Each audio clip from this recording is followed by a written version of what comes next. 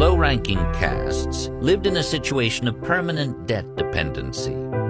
Landless and penniless, Good morning, wife. they were obliged to solicit loans from the landlords simply to find a way to eat. Good morning, husband. Don't ask me. Mrs. Gray. For the vanquished, as for most people in the world actually, the most significant life expenses were weddings and funerals. These required a good deal of money, which always had to be borrowed.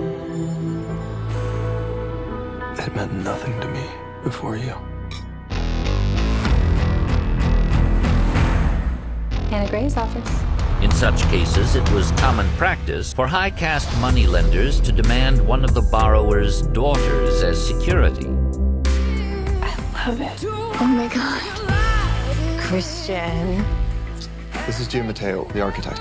Often, when a poor man had to borrow money for his daughter's marriage, the security would be the bride herself. Please stop speaking to my husband as if I weren't here. Anna. You may call me Mrs. Gray.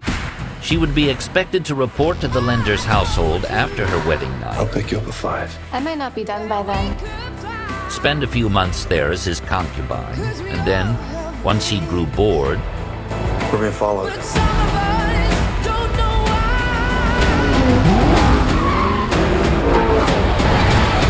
to be sent off to some nearby timber camp, Anna. Jack, what do you want?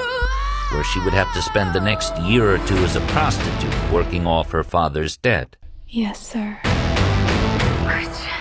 Once it was paid off, she'd return to her husband and begin her married life.